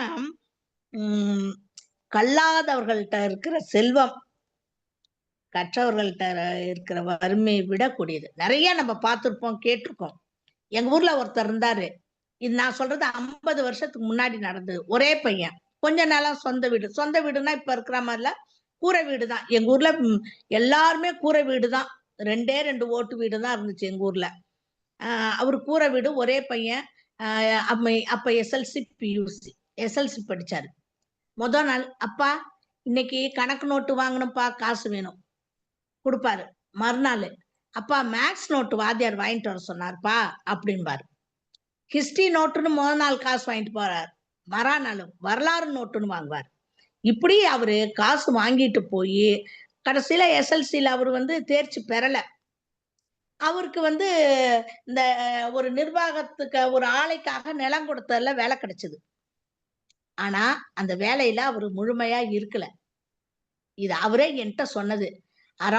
நான் எங்க அப்பாவை ஏமாத்தினேன், நான் இந்த மாதிரி ஜாகிரபி நோட்டு வாங்கணும்ப்பா அப்படின்பா, அடுத்த நாள் பூகோள புஸ்தகம் வாங்கணும்ப்பா அப்படின்னு சொல்லி காசு வாங்கிட்டு போவேன். அப்படியெல்லாம் வாங்கிட்டு போய் எங்க அப்பாவை ஏமாத்தினேன், கடவுள் என்னை ஏமாத்திட்டாரு. ஏன்னா எங்க அப்பா படிக்காதவர் இல்லையா, அதனால நான் சொல்றது எல்லாத்தையும் நம்பினார். அந்த அவரோட செல்வத்தை எல்லாம் அவர் அழிச்சிட்டாரு. படித்தவராக இருந்தும் செல்வத்தெல்லாம் அழிச்சிட்டாரு. இன்னும் சொல்ல போனா இப்ப சமீபத்துல கூட ஒரு இது கேள்விப்பட்டா, நீங்களும் அந்த இதை கேட்டிருப்பீங்க. பையன் வெளிநாட்டுல குடும்பத்தோட அங்கேயே இருந்துட்டாரு. அப்பா இறந்த விட்டு நம்ம தமிழ்நாட்டுக்கு வர்றாரு. அம்மாட்ட சொல்லி, அம்மா நீங்க மட்டும் என்ன பண்றீங்க தனியா, எங்களோட வந்துருங்களேன்னு சொல்லிட்டு இருக்கிற நிலம் வீடு எல்லாத்தையும் வித்துட்டு காசாக்கிட்டு அம்மாவையும் அழைச்சிட்டு போறாரு. வா நம்ம போலாம், எங்க ஊருக்கு போலான்னு ஏர்போர்ட்டுக்கு அழைச்சிட்டு போனவரு அங்கேயே உட்கார வச்சுட்டு அவரு மட்டும் வெளிநாட்டுக்கு பறந்துட்டாரு. அந்த அம்மா அதுக்கப்புறம் அவரு போய் சேர்றதுக்குள்ள அந்த அம்மா இறந்துட்டாங்க. முதியோர் இல்லத்துல சேர்ப்பாங்க, அவங்க அங்கேயே இறந்துருவாங்க. இவர் போறதுக்கு முன்னாடி அவங்க இறந்த செய்தி அங்க போயிடும். இந்த மாதிரி அவங்களோட செல்வம் அவங்க உயிருக்கே ஆபத்தாயிடுச்சு. செல்வம் இல்லைன்னா கூட அவங்க ஏதோ உள்ளூர்லயே ஏதாவது இது பண்ணிட்டு இருப்பாங்க. அந்த செல்வத்து மேல கற்றவர்கள் வச்ச ஒரு இது, அந்த செல்வமும் கொடியதா போயிடுச்சு. அந்த இதெல்லாம் இப்ப நடைமுறையில இருக்கக்கூடியது. அடுத்து அந்த 409 உயர்குடி தாழ்ந்த குடி. அம்மா இந்த விளக்கம் எனக்கு ரொம்ப பிடிச்சிருந்துமா. அது ஜாதி இல்லைன்னு சொல்லிட்டு உயர்குடினா யாரு, தாழ்ந்த குடினா யாருன்னு வேறுபடுத்தி அதுக்கு நீங்க சொன்னது எனக்கு ரொம்ப ரொம்ப பிடிச்சிருந்தது. இந்த 2 குறளும் நீங்க விளக்குனது ரொம்ப ரொம்ப அருமை. அந்த கடைசி குறள் அதுவும் ரொம்ப சிறப்பு. அதுக்கு அணி வேற சொல்லியிருந்தீங்க என்ன அணின்ட்டு. ஆக இந்த 10 இதுலயும் வந்து படிக்காதவங்கள மண்ணால் செய்த பொம்மைன்ட்டாரு, விலங்குன்ட்டாரு, கலர் நிலம்னு சொல்லிட்டாரு. ஆக கல்லாதவர்கள் இத்தனை இதுக்கு ஓமையாக சொல்லப்படுகிறார்கள். அப்ப கல்வியை வலியுறுத்துகிறார். அவர் கல்லாமையை கோபமா சொல்லியிருந்தாலும் கூட கல்வி எவ்வளவு முக்கியமானது என்பதை மறைமுகமா இதுல வந்து வள்ளுவர் சொல்லியிருக்காரு. இன்னைக்கு பார்த்தா 90% மேல எல்லாருமே இந்த காலத்துல எல்லா பிள்ளைகளும் படிக்குது. படிக்காதவர்கள் அந்த காலத்துக்காரங்க கொஞ்சம் படிக்காம இருப்பாங்க. ஆனாலும் கொஞ்சம் விவரமா இருக்காங்க. கல்வி இருந்தாதான் வாழ்க்கையில் முன்னேற முடியும். கல்லாமை என்பது அவமானத்தின் அடையாளம் என்று கூறி வாய்ப்புக்கு நன்றி, வணக்கம். மிக்க நன்றி அம்மா. அடுத்து சாத்தூர் கணேசன் கையை வைத்திருக்கீங்க, வாங்க பின்னூட்டம் அளிக்க வாங்க. வாழ்க வளமுடன். தோழர்கள் அனைவருக்கும் வணக்கம். இன்று முற்றோதல் செய்த நித்யா சகோதரி அவர்களுக்கு வாழ்த்துக்களும் பாராட்டுகளும் வணக்கம். மிகவும் அருமையா சொன்னார்கள். அதேபோல் உரையாசிரியர் உமா மகேஸ்வரியினுடைய ஏற்கனவே அவர் வந்து கதை சொல்லும் நிகழ்வுலேயே அவர் ரொம்ப சிறப்பா பண்ணிட்டு இருப்பாங்க. அதை நான் கேட்டு கேட்டு மெய்மறந்து நின்றுருக்கேன். அதே போல இந்த அதிகாரத்தை, கல்லாமை அதிகாரத்தை வந்து அவங்க விளக்கி சொன்ன விதம் மிகவும் அருமை. நல்ல எடுத்துக்காட்டுகளோடு நல்ல விளக்கத்தோடு அம்மா அறச்செல்வி சொன்னது போல எதற்கு எந்த இடத்துலயுமே ஒரு சந்தேகம் வராத அளவுக்கு இந்த குறளை வந்து இந்த அதிகாரத்தை வந்து அவங்க பிச்சு பிச்சு வச்சுட்டாங்க. அதாவது சர்க்கரை பந்தலில் தேன்மாரி புளிந்தது போல் இருந்தது என்று சொன்னால் கூட அந்த அளவுக்கு இருந்துச்சு. இன்னொன்னு, இந்த கல்லாமை அப்படிங்கிறது நம்ம கல்வி அறிவு இல்லாதவன் அப்படின்னு நம்ம சொல்லிக்கலாம். அப்ப கல்வி அறிவு இல்லாதவன் அப்படின்னா அப்ப கல்வி கற்றவன் யார் அப்படின்னு சொன்னோம்னா, பல நூல்களை கற்றவர்கள், பல நூல்களை ஆய்ந்தவர்கள், கேள்வி ஞானத்தால் அறிவை பெற்றவர்கள், பலரோடு சேர்ந்து கொண்டு பழகி கொண்டு தன்னுடைய அறிவை வளர்த்து கொண்டவர், இப்படி பலவிதமா சொல்லிக்கலாம். ஆனா இந்த கல்லாமையினுடைய அளவுகோல் என்ன? ஒரு சபை இருக்கிறது, இல்ல ஒரு அவை இருக்கிறது. அந்த அவையில் வந்து ஒரு 10 படித்தவனும் பேசுவான். அதே ஒரு PhD முனைவர் பட்டம் பெற்றவரும் பேசுவார். அந்த 10 படித்தவர் பேசிய பேச்சுக்கள் அவருடைய பேச்சுக்களை விட சிறந்ததாக கூட கருதக்கூடிய சூழ்நிலை வரும். அப்படி இருக்கும்போது அவர் வந்து கல்லாமையினால் இருக்கிறாரா, இல்ல கற்றவரா, நல்லா கற்றவரா நம்ம வந்து புரிஞ்சுக்கிடவே முடியாது. அப்ப இந்த இடத்துல வந்து அந்த கல்லாமையினுடைய அளவுகோல் என்ன என்று நம்ம ஊகிக்க முடியாது. இன்னொன்னு பாத்தீங்கன்னா, அதற்கு வந்து வள்ளுவர் வந்து ஒரு சிறப்பான ஒரு இதை சொல்றாங்க. எப்படின்னா, கற்றிருந்தா கூட தெரிந்து தெளிதல் அப்படிங்கிற ஒரு அதிகாரத்துல ஐயா சொல்லுவாங்க, அரிய கற்று ஆசற்றார் கண்ணும் தெரியுங்கால் இன்மை அரிதே வெறு அப்படின்று வெளியிரு அப்படின்னு வரும். அதாவது குற்றமற்ற அறநூல்களை கற்ற மனிதனிடத்திலும் ஆராய்ந்து பார்த்தால் அறியாமை இல்லாமல் இருப்பது அரிது அப்படின்னு சொல்லிடுறாங்க. அப்ப எவ்வளவுதான் நூல்களை கற்றிருந்தாலும் அவர்கிட்டையும் ஒரு சில அறியாமை இருக்கும் அப்படின்னு சொல்ற மாதிரி இருக்கு. அப்ப இந்த இடத்துல அந்த கல்லாமைங்கிறது வராது, கல்வி கற்றவங்கிறது ஒரு பெர்சன்டேஜ் அளவுல குறைஞ்சு போகுது. அப்ப இந்த கற்றவர்கள் வந்து எப்படி இருக்கணும் அப்படின்னு சொல்லி பார்த்தோம்னா, இன்னொரு இடத்துல சொல்றாங்க, இனருள்த்தும் நாரா மலரணியர் கற்றது உணர விரித்துரையார் தார் அப்படின்னு வருது. பிறர் அறியும்படி தான் கற்றதை விளக்கி சொல்லும் ஆற்றல் இல்லாதவர் கொத்தாக மலர்ந்திருந்தும் மனம் தராத பூவை வைப்பர். அப்ப அந்த கற்றவன் இந்த இடத்துல வந்து அப்படியே இருந்தா கூட கல்லாதவருக்கு இணையாக போயிடுவாரு அப்படின்னு சொல்ற மாதிரி இன்னொன்னு சொல்லுது. அதே மாதிரி இந்த 403வது குறளை பாத்தீங்கன்னா, கல்லாதவரும் நனி நல்லர் கற்றார் முன் சொல்லாதிருக்க பெறின் அப்படின்னு சொல்றாரு. அதாவது படிக்காதவங்க இருக்கிறவங்க நல்லா கற்றவங்க முன்னாடி நாம நல்லா கற்றுட்டேன் அப்படின்னு வந்து கெத்தா இருந்துகிட்டு பேச வேண்டாம் செய்ய வேண்டாம் அப்படின்னு சொல்ற மாதிரி இருக்கு. இதே குறளை வந்து இன்னொரு இடத்துல அவையறிவியல்ல வந்து ஐயா சொல்றாரு, நன்றன்றவற்றுள் நன்றே முதுவருள் முந்து கிளவாச் செறிவு தம்மின் மிக்க அறிவுடையோர் அவையில் முற்பட்டும் பேசாதிருக்கும் அடக்கம் நன்றி என்று சொல்லப்பட்ட குணங்கள் எல்லாவற்றிலும் நல்லதான் அப்படின்னு சொல்லி அந்த அந்த இடத்துல வந்து எடுத்து காட்டுறாரு. இன்னொன்னு, அந்த கற்றவர்களை வந்து ஒரு சார்ற மாதிரி என்ன சொல்றாங்க, கல்லாதவரின் கடையஞ்ச கற்றறிந்தும் நல்லார் அவை அஞ்சுவார், நூல்களை கற்றிருந்தும் நல்ல அறிஞர்கள் சபையில் பேச அஞ்சுபவர் கல்லாதவரை விட கீழானவர் அப்படின்னு சொல்றாரு பாருங்க. அந்த கல்லாதவரை விட கீழானவர் வந்து கற்றவருக்கு வந்து அந்த அவையஞ்சல் அதிகாரத்துல 729வது குறளாக அந்த இதை சொல்றாங்க. இப்படி அப்ப எந்த குறளை பொறுத்த மட்டும், இந்த அதிகாரத்தை பொறுத்த மட்டும் கல்லாமை என்பதை நாம் எந்த அளவுகோலில் வைத்துக் கொள்ள வேண்டும் அப்படின்னு நம்ம புரிஞ்சுக்கிறதுக்கு கொஞ்சம் கஷ்டமா தான் இருக்கு. என்ன சொல்ல முடியாது. அப்ப வந்து ஒருத்தர் பேசிக்கிட்டாரு, வந்து ஒரு முனைவர் பட்டம் பெற்றவர் வந்து பேசுறாரு, ஆனா யாருக்குமே புரியல, அதை பத்தி ஒண்ணுமே தெரியல. அப்ப யாரும் சொல்லல, அப்ப இவர் படிச்சிருக்கிறாரா படிக்கலையா எப்படி செஞ்சாலும் யாரும் கண்டுக்கிட போறது இல்ல. அதனால வந்து எப்படி தெரியும்? அப்ப அவருடைய இது வந்து அப்ப படிச்ச உடனே இவரு வந்து எல்லாம் நல்லா சொல்லிட்டாரு அப்படின்னு சொல்ல முடியாது. அப்ப படிக்காதவருக்கு வந்து அந்த அறிவு இருக்கத்தான் செய்யும். அப்ப இப்படியெல்லாம் பார்க்கும்போது ஒரு அளவுகோல் வந்து வைக்கும்போது என்ன இருக்குன்று நம்ம கொஞ்சம் சிந்திக்க வேண்டியது இருக்கின்றது. இது வந்து ஒரு எதுக்காகத்தான் சொல்றேன் ஒழிச்சு, மத்தபடி என்னுடைய சந்தேகங்களை நிவர்த்தி செய்வதற்கு தான் பெரிய அறிஞர் பெருமக்கள்லாம் இதுல கலந்துருக்கீங்க. நீங்க என்னை பொறுத்தவரை எனக்கு வந்து தெளிவு பெறணும், அவ்வளவுதான், வேற ஒண்ணும் கிடையாது. நன்றி, வாழ்க வளமுடன், வணக்கம், வாழ்த்துக்கள். மிக்க நன்றி தோழர். அந்த ஒண்ணே ஒண்ணு மட்டும் சொல்லணும்னு விரும்புறேன். 10ஆம் வகுப்பு படிச்சவன் நல்லா பேசுறான், முனைவர் பட்டம் பெற்றவர் நல்லா பேசல அப்படிங்கிறது அது வந்து பேச்சு கலை. அது வந்து தனித்திறமை, தனிச்சிறப்பு. அந்த அதன் பார்ப்பட்டது. அது வந்து மாறுபடத்தான் செய்யும். நீங்க சொல்றபடி மாறுபடத்தான் செய்யும். அது வந்து தனித்திறமை, அது பேச்சு கலை. அந்த ஒவ்வொருத்தருக்கும், ஒருத்தருக்கு எழுத்து கலை சிறந்தவரா இருப்பாங்க, ஒருத்தர் பேச்சு கலையில் சிறந்தவரா இருப்பாங்க. அது தனித்திறமை என்பதை சொல்லி, அடுத்து பின்னூட்டம் அளிக்க யாராவது வரீங்களா? டிஎஸ்என் தோழர், அல்லது நிறைவாக நல்லாசிரியர் நாகராஜன் அவர்களை அன்போடு அழைக்கிறேன். பின்னூட்டம் அளிக்க வாங்க ஐயா. வணக்கம் ஐயா. அனைவருக்கும் வணக்கம். கல்வி சிறந்த தமிழ்நாடுன்னு சொல்றா. கல்வி எப்படி சிறக்க முடியுது? ஏன் தமிழ்நாட்டுல மட்டும்தான் கல்வி சிறப்பா இருக்கா? அப்போ கல்வி வந்து ஒரு நிலத்திற்கோ ஒரு இனத்திற்கோ ஒரு பிரிவிற்கோ அல்லது ஒரு குறிப்பிட்ட சமூகத்திற்கோ அல்லது ஒரு வரையறைக்கு உட்பட்டதா என்ன? இல்லையே.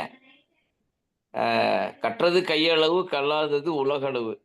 சாத்தூர் ஐயா சொன்ன மாதிரி இன்மை அரிதே வெளி. எப்படி இருந்தாலும் அறியாமை வந்துடுது. அதுக்கு நல்ல ஒரு தீர்வை வள்ளுவன் சொல்றான். தொட்டனைத்து ஊறும், அவ்வளவுதான், சரிதான். கற்றனைத்து தான் அறிவு. அப்போ கற்றது விரித்து உரைக்கிறது வந்து இனருத்தும் நாரா மலரையா ஆக்கிடுது நம்மள. ஆனால் கற்றது அப்போ போதலன்னு அர்த்தமா? இல்லையே. ஓதி உணர்ந்தும் பிறர்க்கு உரைத்தும் தான் அடங்கா பேதை. அப்போ பேதை இழவுள்படும், தன்னை தானே அழுத்தி மாய்த்து கொள்ளும். பேதை உட்படும். அறியாமை கட்டாயம் நீங்க என்னதான் விளக்கி வச்சாலும் களிம்பு போல் ஏறிக்கொண்டே தான் இருக்கும். அப்படியானால் மெய்யுணர்தல் தேவைப்படுது. அறிவுடைமை இருந்தா கூட மெய்யுணர்தல் தேவைப்படுது. 2 இடத்துலையும் சிந்திக்கிறார். எத்தன்மை தாயினும் ஒரு இடத்துல சொல்றார், ஒரு இடத்துல எப்பொருள் யார் யார் வாய் கேட்பினும் சொல்றார். அப்போ உணர்ந்து கொள்ளுகின்ற தன்மை, உணர்வதில் இருக்கக்கூடிய மேம்பட்ட சிந்தனை, உணர்வினாலே ஆய்வினாலே அடையக்கூடிய பரந்த அறிவு, இவைகள் கட்டாயம் மாறத்தான் செய்யுது. ஏன்? இலர் பலர் ஆகிய காரணம். என்ன காரணம்? நோற்பார் சிலர், நோலார் பலர். அப்போ நோற்று பெற வேண்டிய ஒன்று தான், கற்றுப்பெற வேண்டிய ஒன்று தான் வாழ்க்கையில் பெற வேண்டிய ஒன்று. அந்த நோன்புக்கும் கல்விக்கும் சம்பந்தம் இருக்கான்னா இருக்கு. எவ்வாறு படிக்க வேண்டாம்? படிக்கிற பொழுது ஆழ்ந்து படிப்பது ஒருமை கண் தான் கற்ற கல்வி எழுமையும் எல்லா நிலைகளிலேயும் இந்த காலத்திலே கூட அடுத்த பிறவி அல்லது முன் பிறவி அதை விட்டுடுவோம். வாழ்கிற காலத்திலே கூட வழுக்கு நிலத்திலே எவ்வாறு அந்த கல்வியானது துணையாக இருக்கிறதோ, நல்ல ஒழுக்கமுடையவருடைய வாய்ச்சொல் அது வெளிப்படுகிறதோ, அல்லது அவருடைய அறிவுரையைப் போல இருக்கிறதோ, அல்லது ஒரு புது பார்வையை நமக்கு உண்டாக்குகிறதோ. மாவோ கூட சொல்றான், முன்னோர்களின் தோள்களிலே உட்கார்ந்து கொண்டு உலகத்தை இன்னும் விரிவாக பார்க்கிறேன். அப்போ பலருடைய துணை அறிவும் நமக்கு தேவைப்படுது இல்ல. நம்முடைய அறிவு மட்டும் போதல, நமக்கு அமைந்த அனுபவம் மட்டும் போதல. அப்படியானால் கற்றாரில் கல்லாரே நன்னி நல்லர் இங்க சொல்றாரு. அப்போ படிக்காதவங்க நல்லவங்களா இருக்கிறாங்களான்னா இருக்கிறாங்க. ஏன்னா வெறும் கல்வி அறிவு மட்டும் அவங்களிடத்துல இல்லை, அனுபவ அறிவு மிக அருமையாக இருக்கிறது. அது ரொம்ப சரியா சொன்னால், படிக்கின்ற அறிவு சாதாரண, அது சில நூல்களிலே பயிற்சி, அவ்வளவுதான். ஆனால் முயற்சியும் உயர்ச்சியும் வேறு ஏதோ ஒன்று இருக்கிறது. அது ரொம்ப அழகா சொல்லும் பொழுது, கற்றவர்களை விட கல்லாதவர்கள் அனுபவம் குறைந்தவர்களாக இருக்கிறார்கள். எப்படி? வள்ளுவர் அதுக்கும் தீர்வு அழகா சொல்றான். நுண்ணிய நூல் பல கற்பினும் அவரிடத்துல ஏதோ ஒரு உண்மை அறிவு இருக்கத்தான் செய்கிறது. அதனால்தான் புலி இன்னுமே புல்லை சாப்பிடாம இருக்குது. மரம் போல்வர்ன்ற மக்கட்பண்பு இல்லை, நூலறிவு இருக்கிறது, பேரறிவு இருக்கிறது, ஆட்சி அதிகாரம் இருக்கிறது. சகோதர உரைப்பொழியில ரொம்ப அழகா சொன்னாங்க சகோதரி. அதிகாரம் பலபடைத்தும் ஆணவம் இல்லாது நிற்கின்ற திருக்குறள் 133 அதிகாரங்களை படைத்திருக்கிறது. அடேயப்பா, உலகத்திலே வேறு யாருமே படைக்காத அதிகாரத்தை செங்கோலாய் அதனால்தான் தமிழ் நீடு தாங்குகிறாள். அப்படிப்பட்ட திருக்குறள் சொல்லுகிறது, ஒருவருடைய அறிவானது நுண்மான் நுழைபுலம் இல்லாதான். அதைத்தான் சொல்றார் இங்க. நுண்மான் நுழைபுலம் அவனிடத்திலே இல்லை. உவப்ப தலை கூடுதல் உள்ள பிரிதலாகிய புலமை அவரிடத்துல இருந்தும் கூட அந்த புலமாகிய அறிவு அது பிறருடைய அறிவை கண்டு வீழ்கிற பொழுது, அதைதான் சாத்தூர் ஐயா ரொம்ப அழகா சொன்னாங்க. சொல்லுவதற்கு அஞ்சி விடுவானே ஆனால் பல கற்றும் கல்லார் அறிவில்லாதார் தான் இல்லையா. உலகத்தில ஒட்டி ஒழுகக்கூடிய அறிவில்லாதவர்களும் அப்படித்தான், உலகத்திலே பிறருக்கு ஓதி விட்டு தான் வாழாதவர்களும் அப்படித்தான், பிறரிடத்தில் இருக்கக்கூடிய அறிவை கண்டு அஞ்சி பிறருக்கு எடுத்து சொல்வதிலேயும் தயங்குவோரும் அப்படித்தான். எல்லாவற்றையும் ஒட்டுமொத்தமா சொல்லி நிரம்பிய நூலின்றி கோட்டி கொள்ளுவது போலத்தான் அரங்கின்றி வட்டாடுவது. ஆகையினாலே கல்லாத நூல் ஒன்று. கல்லாத நூல் போல கல்லாதவன் ஒருவன். கல்லாதவனைப் போலவே அவனிடத்தில் இருக்கக்கூடிய கற்ற நிரம்பிய அனுபவம் இல்லாமை ஒன்று. 4 வாழ்க்கையாக அதை மாற்றாதது. கற்க கசடர கற்பவை கற்றபின் நிற்க. அவ்வாறு நிற்க தவறிய ஒருவன் அவன் படித்ததுனால பயனே இல்லை. எவ்வளவுதான் படித்திருக்கட்டுமே. ரொம்ப அழகா சொல்றார், மாக்கள் என்றே சொல்றார். பல இடங்கள்ல அந்த சொல்லை பயன்படுத்துறார். ஒரு புலால் மறுத்தல் என்கிற ஒரு அதிகாரம், அங்கே கொலை செய்கின்ற உயிர்களை கொல்லுகிற மாக்கள் சொல்றார். அதே நேரத்துல மக்களாயிருக்கக்கூடிய உருவம் இருக்குது, ஆனால் கயவராய் இருக்கிறார். மக்களே போல்வர் கயவர் அங்க சொல்றார் கயமையில.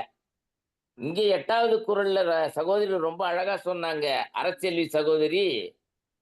அவருடைய உரையில நல்லார் வறுமையும் கல்லாருடைய செழிப்பும் அது ரொம்ப அழகா சொல்றார் இல்ல. செவ்வியான் கேடும் நினைக்கப்படும் என்று பிரிதொரு இடத்துல ரொம்ப அற்புதமா சிந்திக்கிறார் பாருங்க. செவ்வியான் கேடு உறலாமா? வாழ்க்கையில அப்படித்தானே அழிந்து கொண்டிருக்கிறார்கள்.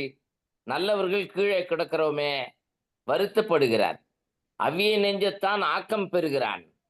வாழ்க்கையில எல்லாமே முரணாக இருக்கிறது. அதுல ரொம்ப அழகா சொல்றாரு, உரம் ஒருவருக்கு உள்ள வெறுக்கை அது இல்லைன்னா அவர் மரமக்கள் ஆதலே வேறு. அறம் போலும் கூர்மை அறிவுதான். ஆனால் மனம் போல்வர் மக்கட்பண்பு இல்லாதவர். ஆகையினாலே மக்கட்பண்போடு இருக்க வேண்டும், சிறப்பாக இருக்க வேண்டும். ரொம்ப அழகா சொல்றார். கற்றதனால் ஆய பயன் என் கொல். இருக்கட்டுமே, கல்வி அறிவு இருக்கட்டும். அதனால பயன் என்ன? பிரிதின் நோய் தன்னோய் போல் போற்றி வாழ வேண்டும். மானுடம் செழிக்க வாழ்வதும், அறம் சார்ந்து வாழ்வதும், அறிவை மேலும் மேலும் பெருக்கிக் கொண்டு வாழ்வதும், ஆழமாய் வாழ்வதும், கற்றபடி வாழ்வதும், வாழ்ந்து காட்டி திறந்த புத்தகமாய் இருப்பதும் தான் கல்லாமையின் செழிப்பு. கல்வியிலே நூலறிவை சொல்லிவிட்டார், கல்லாமையிலே சொல்ல வருகிறார். ரவீந்திர பாரதி ஐயா ரொம்ப அற்புதமா ஒப்பிட்டாங்க.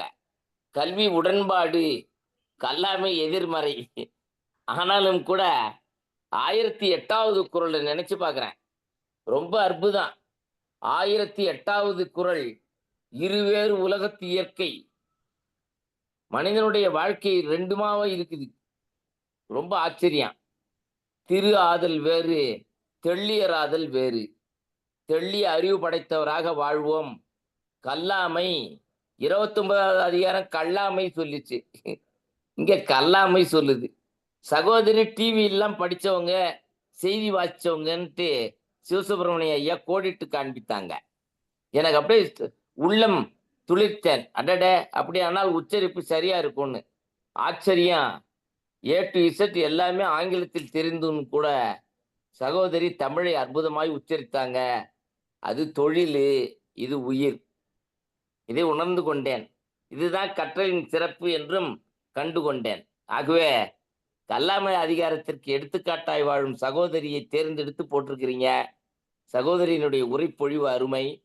அதே மாதிரி ஒப்பித்து சிறப்பாக முற்றோதல் செய்த திருமகளாருக்கு வாழ்த்துக்கள். வாய்ப்புக்கு நன்றி சொல்லி விடைபெறுகின்றேன். நன்றி, வணக்கம். மிக்க நன்றி ஐயா. பட்டறிவை சுட்டி காட்டினீர்கள். உங்களுடைய பின்னோட்டத்துல பட்டறிவை சுட்டி காட்டினீர்கள், அது ஒரு அருமை. பிறகு ஆங்கிலம் தொழில், தமிழ் உயிர் அப்படின்னது ரொம்ப முத்தாய்ப்பாக இருக்கின்றது. ரொம்ப மகிழ்ச்சி. அடுத்து நிறைவா உரையாளர் நல்லாசிரியர் லதா மகேஸ்வரி ஏதாவது சொல்லணும்னு நினைக்கிறீங்க, விரும்புறீங்களா? வணக்கம் ஐயா. எல்லாத்துக்குமே சொல்லுங்கம்மா. ரொம்ப இந்த வாய்ப்பை முதலில் வழங்கிய நம்ம பெருமன்றத்திற்கு எனது மீண்டும் ஒரு முறை நன்றியை சமர்ப்பிக்கின்றேன். அதே மாதிரி அத்தனை கல்வியாளர்கள் இவங்களெல்லாம் முதலிலேயே பார்த்திருந்தேன்னா கண்டிப்பா வாயை திறந்திருக்க மாட்டேன் சபையில. அவ்வளவு கருத்துக்களை மிகச்செறிவாக எல்லாருமே அவங்களுடைய பட்டறிவு, அதுதான் பட்டறிவுக்கும் படிப்பறிவுக்கும் வித்தியாசம், அதை உணர்ந்துட்டேன். அனைவருமே அவங்களுடைய பங்கினை பாங்காக எடுத்துரைத்தார்கள். அவர்களுடைய பின்னூட்டத்தை மேலும் எனது வளர்ச்சிக்கு பயன்படுத்திக் கொள்கிறேன். மீண்டும் ஒரு முறை உங்கள் அனைவருக்கும் எனது மனமார்ந்த பணிவான வணக்கங்களை தெரிவித்துக் கொள்கிறேன் ஐயா. நன்றி, மிக்க நன்றி. மிக்க நன்றி அம்மா. உங்களுடைய பேச்சை கேட்கும் போது ஏதோ தமிழாசிரியர் பேசுறது மாதிரி தான் இருக்கு. எல்லோருடைய பங்களிப்பும் மிகவும் பாங்காக இருந்தது. அப்படிங்க ரொம்ப அருமையா இருந்துச்சு. மிக்க தமிழ்நாடு கலை இலக்கிய பெருமன்றம் உங்களை நெஞ்சார வாழ்த்துகிறது, பாராட்டுகிறது. ஆங்கில பட்டதாரியானாலும் தமிழர் தானே அவர். தமிழர் தான் இருந்தாலும் அந்த அடுக்குமொழி மாதிரி வருது, அருமையா இருந்துச்சு. மிக்க நன்றி. அடுத்து நிறைவாக தமிழ்நாடு கலை இலக்கிய பெருமன்றத்தின் பொதுச் செயலாளர் மருத்துவர் ஆரம் அவர்களை வணங்கி வரவேற்கிறேன். நிறைவுரையாற்ற வாருங்கள். தோழர்கள் அனைவருக்கும் வணக்கம். இன்னைக்கு முற்றுதல் செய்த மாணவி ஆறு நித்யா ரொம்ப அருமையா சொன்னாங்க. அம்மா ரொம்ப ஆங்கில பட்டதாரி ஆசிரியர். இவ்வளவு இனிமையாக, விரிவாக, அழகாக அதிகாரத்தை விளக்கி ஒவ்வொரு சொல்லுக்கும் அர்த்தத்தையும் சொல்லி, அதனுடைய மூல சொல்லினுடைய அர்த்தத்தையும் சொல்லி ரொம்ப அருமையான நிகழ்வு இன்றைக்கு. இந்த கல்லாமை அதிகாரத்துல நிறைய கவித்துவமான உதாரணங்கள் எல்லாம் சொல்லியிருக்காரு. அரங்கின்றி வட்டாடிற்றே அப்படின்றப்ப அது பிறகு மார்பில்லாத பெண் காமத்தை நினைத்தால் என்ன இருக்குன்ற மாதிரியான கற்பனை. மண்பான் புனை பாவை, அந்த மண்ணால் செய்யப்பட்ட பாவையை போல சொல்றது, கலர் நிலத்தை சொல்றது. இப்படி அவருடைய கற்பனை வளம் கல்லாதவனுடைய இதை சொல்றப்ப ஒவ்வொன்றும் மிக சிறப்பான உதாரணங்கள். இன்னைக்கு வந்து நம்ம அவரை தொல்காப்பியத்திலேயும் அது இடைச்செருகல்னு நாம் சொன்னாலும் அந்த சத்திரியன், வைசியன், சூத்திரன் அப்படின்னு சொல்லக்கூடிய அந்தனர் என்று சொல்லக்கூடிய அந்த பிரிவினை நாம் இடைச்செருகல் சொன்னாலும் கூட பிறப்பால் அல்லாமல் ஒரு வேலை பிரிவினை வந்து விட்டது என்பதையும் நாம் ஏற்றுக்கொள்ளதான் வேண்டியது இருக்கு. ரவீந்திர பாரதி சொன்னது போல நாம் அந்த இதோடு பொருத்தி பார்க்கும்போது அதையும் நாம் ஏற்றுக்கொண்டு வேண்டியிருக்கும். ஆனால் இவர் அது சனாதன தர்மத்தை எல்லாம் உடைக்கும் விதமாகத்தான் நம்முடைய வள்ளுவர் பல இடங்களில் பேசியிருக்கிறார். போலவே நம்மளுடைய அறச்செல்வி அம்மா அவங்களுடைய அனுபவங்களை நாம் சொன்னாங்க. நம்ம கணேசன் சார், நம்ம நாகராஜன் ஐயா ரொம்ப அருமையா பல்வேறு உதாரணங்களோடு பல்வேறு குரல்களை ஒப்பிட்டு மிக அருமையா சொன்னாங்க. தொகுப்பாளர் இன்னைக்கு நம்ம சிவசுப்ரமணியாவும் மிக அருமையாக செய்திருக்காரு. அனைவருக்கும் நன்றி. மிக்க நன்றி பொதுச் செயலாளரே. நாளைய நிகழ்வு சொல்றீங்களா? ஐயா இன்னும் முடிவா இல்லையா? நாளைக்கு அறிவிப்பேன். நாளைக்கு வாட்ஸ்அப்பில் பார்த்துக்கலாம். அன்பான தோழர்களே, ஒரு சில வார்த்தைகள் மட்டும். அதாவது கல்லாதவர்கள் எப்படி இருக்கணும் அப்படின்னு கடைசியில திருவள்ளுவர் சொல்லுறாருன்னா, வாய் இருந்தும் ஊமையாகவே இருக்க வேண்டும், மௌனமா இருக்கணும் அப்படின்னு சொல்லுதாப்புல, ஊமையாகவே இருந்து மடிய வேண்டும் அப்படிங்கிறது மாதிரியே சொல்லியிருந்தாரு. ரொம்ப வைதாரு, கோபப்பட்டு வைதாரு. களிமண்ணால செஞ்ச பொம்மை அப்படிங்காரு, பிறகு விலங்கு அப்படிங்கிறார். இதெல்லாம் வசைமொழிகள் தான், வேற ஒண்ணும் கிடையாது. இந்த களரணையர் கல்லாதவர் அப்படிங்கிறத நான் சொல்லணும்னு நினைச்சேன். இந்த உரையாளரும் சொன்னாப்புல, மேனாள் பொதுச் செயலாளரும் சொன்னாப்புல, அந்த பாரதிதாசனுடைய பாடல் கல்வி இல்லாத பெண்கள் களர் நிலம், அந்நிலத்தில் புல் விளைந்திடலாம் நல்ல புதல்வர்கள் விளைந்திடல். அந்த நல்ல புதல்வர்களை உருவாக்குவது கற்ற பெண்மணி தான் நல்ல புதல்வர்களை உருவாக்குவார்கள் அப்படிங்கிறத சுட்டி காட்டிருக்கிறாரு. களர் நிலத்துல ஒண்ணு விளையாதுன்னு சொல்றாங்க. ஆனா அங்க வந்து பாரதிதாசன் வந்து புல் விளைந்திடலாம், அதாவது கொஞ்சம் போல புல் விளைந்திடலாம், ஆனா புதல்வர்கள் விளையவே மாட்டார்கள் அப்படிங்கிறத ரொம்ப அருமையா சுட்டி காட்டி இருக்கிறாரு. அந்த படிக்காதவங்களும் களர் நிலத்திற்கு சமமாவார் என்பதை திருவள்ளுவர் ரொம்ப மேற்கோள் காட்டி சொன்னது. நம்ம பொதுச் செயலாளர் அவர்கள் சொன்னதுபடி இந்த அதிகாரத்துல இந்த ஊமை இதுகளெல்லாம் ரொம்ப அற்புதமா இருக்கு. நிறைய அவருக்கு கற்பனை வளம், திருவள்ளுவருக்கு கற்பனை வளம் நிறைய இருந்திருக்கு என்பதை இதன் மூலம் அறியலாம். இந்த அதிகாரத்தின் மூலம் அறியலாம். இன்னும் நிறைய அதிகாரங்கள்ல இது மாதிரி வரும், அவற்றையெல்லாம் தொடர்ந்து பார்க்கலாம். இன்றைக்கு கல்லாமை என்ற அதிகாரத்தை மிகவும் சிறப்பாக எடுத்து கூறி பேசியுள்ளோம். இது ஒரு நல்ல பயணமாகவே அமைந்திருக்கிறது என்று நினைக்கிறேன். இதுபோல் நாளைக்கும்